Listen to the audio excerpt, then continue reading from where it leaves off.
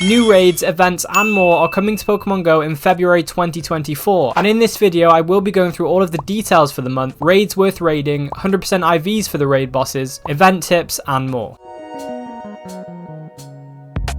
So starting with the 5-star raid bosses for the month, from February 15th to the 20th will be Darkrai, and it will have a raid hour on the 19th. During this raid hour only, when caught, it will know the legacy move Sludge Bomb. From the 20th to the 21st will be Cresselia, and it will have a raid hour on the 20th, and again during this raid hour it will know the legacy move Grass Knot. From February 21st to the 22nd will be the Lake Trio in their respective regions. They will have a raid hour on the 21st. From February 22nd to the 23rd will be Heatran, and it will have a raid hour on the 22nd, and during this time, when caught, it will know the legacy move Magma Storm. From the 23rd to the 26th will be Giratina in its origin form. It will have a raid hour on the 23rd, and during this time it will know its legacy move Shadow Force when caught. During the Sinnoh global event from the 24th to the 25th, Dialga and Palkia in their regular forms and in their origin forms will be available in 5-star raids. Following this, from the 26th to the 1st will be both Cresselia and Heatran in 5-star raids, and they will both have a raid hour on the 28th. For the mega raids, from January 31st to the 15th of February will be Mega Latios and Latias. Mega Latias will have a raid out on the 31st, and Mega Latios will have a raid out on the 7th. So following this, from the 15th to the 22nd will be Mega Absol, and from the 22nd to the 1st of March will be Mega Garchomp. Shadow Articuno will be returning for the 100th time in weekends.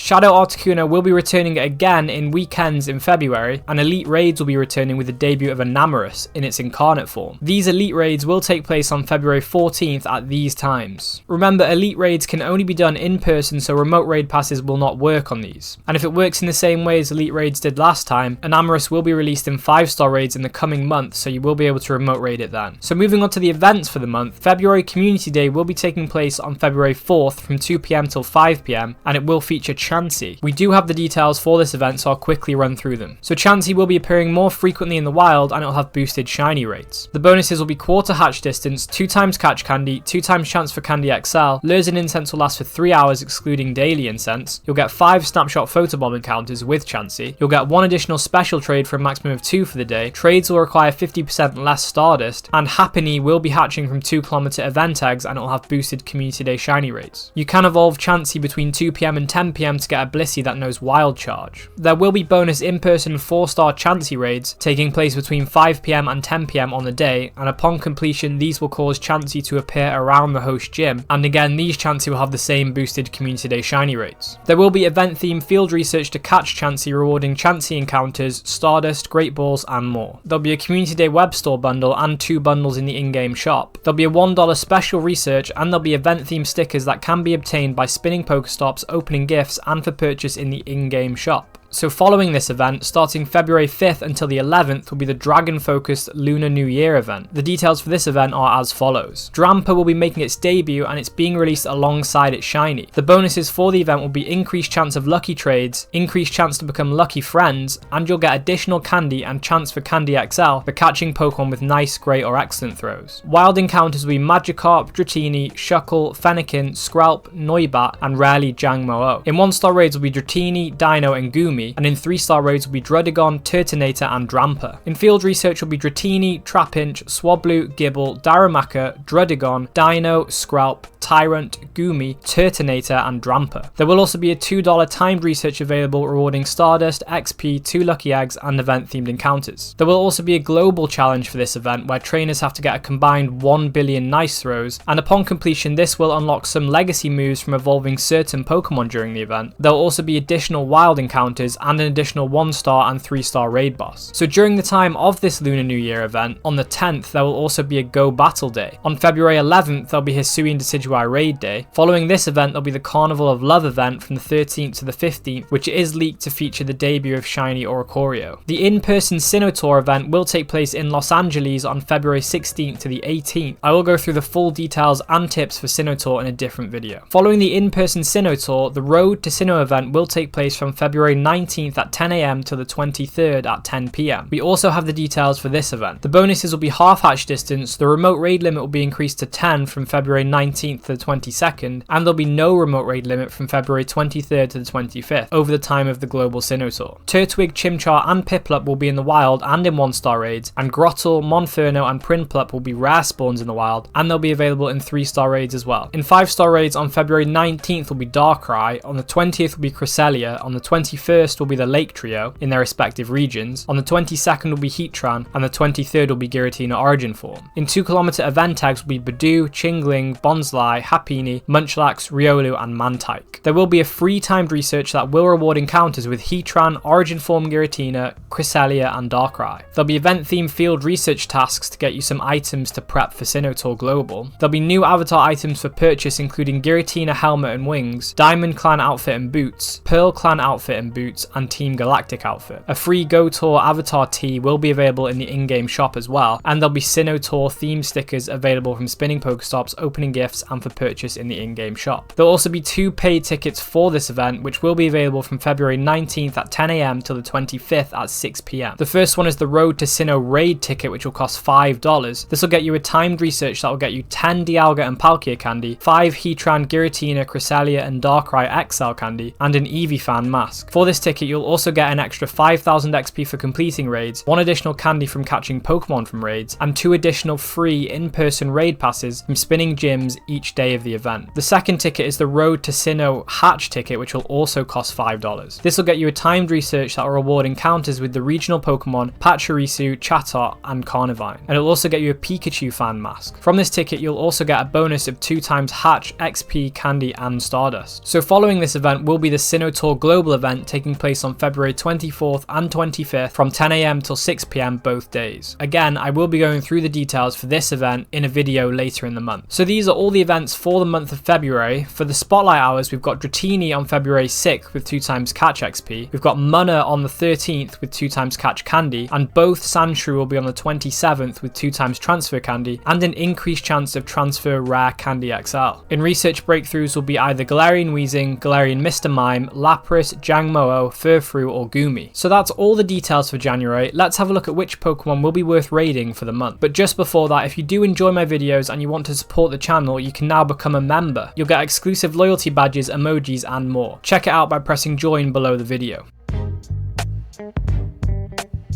So starting with the 5-star raid bosses, Darkrai could be worth raiding because it is a top 10 dark type attacker and it's ranked 96 in the Master League. However, I would say this one is low priority because there are better dark type raid attackers that are easier to obtain, and it's not that high of a rank in Master League either. Cresselia will be available and it is one of the best Pokemon in the Great League, being ranked 2, and it is ranked 4 in the Ultra League. I would recommend raiding this one during its raid out on the 20th to get Grass Knot because it is beneficial for it for Go Battle League. It's also worth noting if you are looking to get a Cresselia for Great League, you would need to trade it to reroll its IVs low enough that its CP is low enough to get underneath the 1500 CP cap of the Great League. I'd say Cresselia is definitely a high priority if you play Go Battle League. The Lake Trio don't have any meta relevance, they are region locked, but you can remote raid them from the other regions if you want to. These are low priority Pokemon to raid. Heatran is a top fire type raid attacker and it is ranked 44 in the Master League. Again, I recommend raiding it during its raid out on the 22nd to get its legacy move Magma Storm. I would say Heatran is a medium priority. Giratina is also worth going after because it is a top 5 ghost type raid attacker and is ranked 67 in the Ultra League and 13 in the Master League. I recommend raiding it during its raid out on the 23rd to get Shadow Force if you want it as a raid attacker. Giratina Origin is a pretty high priority for Master League. So Dialga will be worth raiding because it is a top 5 steel type raid attacker, it's ranked 25 in the Master League, and getting its candy is worth it to use Roar of Time on the Origin form for its adventure effects that can pause the timer on premium items. Origin Dialga has a lower attack but a higher defense than the regular Dialga,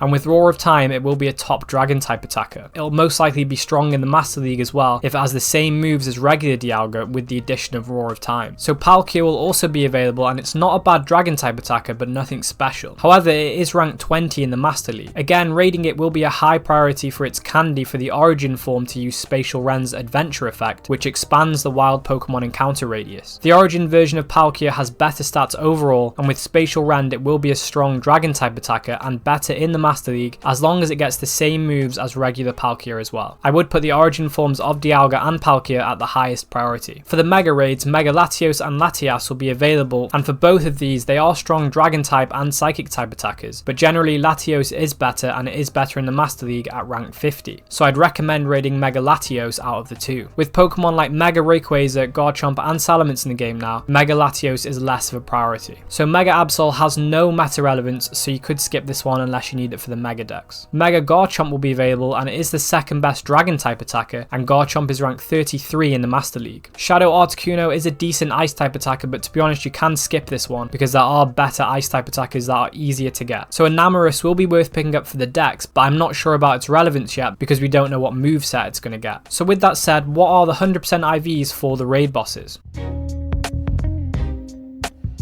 So for Darkrai, you want to look out for 2136 and 2671 in foggy weather. For Cresselia, you want 1633 or 2041 weather boosted in windy weather. Uxie will be 1442 or 1803 boosted in windy weather. For Mesprit, the 100% IVs will be 1747 or 2184 boosted in windy weather. For Azelf, you want to look out for 1843 or 2293 with a weather boost in windy weather as well. For Heatran, the 100% IVs will be 2145 or 2681 in sunny or snowy weather. For Giratina Origin, it will be 2105 or 2631 in foggy or windy weather. For Dialga, the 100% IVs will be 2307 or 2884 in snowy or windy weather. For Origin Dialga, it will be 2337 or 2921 also in snowy or windy weather. For Palkia, you want 2290 or 2850 in rainy or windy weather. For Origin Palkia, you want 2367 or 2958 also boosted in rain or wind.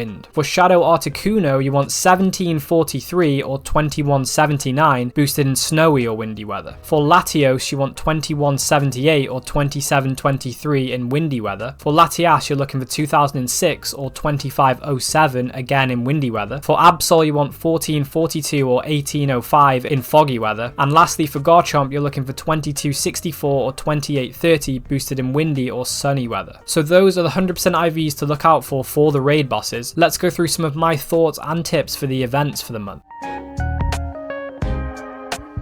So Chansey Community Day will be first up in February, and it is worth playing if you want to complete the shiny Chansey family, and with Happiny hatching from 2km eggs with boosted Community Day shiny rates, it's the best time to pick up that shiny. Quarter hatch distance will make this a lot easier as well. Blissey, however, isn't meta relevant as a raid attacker or in PvP, but it is a strong gym defender. The Lunar New Year event seems to be a pretty decent event, especially with the global challenge unlocks. Drampa will debut alongside its shiny, so worth playing if you want that. Also, there are quite a lot of meta relevant spawns available in this event. Additionally, the increased chance of lucky trades and lucky friends are decent bonuses because lucky trades are one of the best, if not the best way of getting hundos and shundos in Pokemon Go. For the Road to Sinnoh event, I highly recommend doing the timed research that will get you a free Heatran, Origin Giratina, Cresselia and Darkrai. With a different 5-star raid boss each day and increased amount of remote raids you can do each day, it's a good time to be doing some raiding. I would also say that the Road to Sinnoh raid research is pretty good with the candy you get and the bonuses of 5,000 extra XP per raid, 1 additional candy per raid, and 2 extra raid passes each day. This will be especially helpful for playing the Sinnoh Tour Global event because you will be able to do more Dialga and Palkia raids, and the more candy you have for them, the better for using their adventure effects. Also, if you do need the regionals Pachirisu, Carnivine and Chatot, it could be worth buying the Road to Sinnoh hatch ticket because you can get them from timed research from this. You can also get them from 10km eggs in the Sinnoh Tour Global as well, but they are more difficult to obtain, but they will have increased shiny rates from these eggs from Sinnoh Tour. And lastly, the Global Tour Sinnoh event is well worth playing because it is a free event with the option of purchasing those Road to Sinnoh tickets to add to the gameplay, but without the tickets you can still participate in the whole event. You'll get access to Dialga, Palkia and their origin forms with adventure effects. There'll be 4 rotating habitats and raids containing Sinnoh and Hisui spawns. Unknown will be on Incense. There'll be event themed eggs, increased shiny chances on certain Sinnoh and Hisui Pokemon in the wild and in eggs. Regigigas will be available in party play. White Striped Basculin will debut in routes. There is also the option of purchasing a $5 Masterwork research that will reward you an encounter with Shiny Shaman. So what about the next event coming up in Pokemon Go? Is it worth playing? If you want to know more about it, then check out these videos next.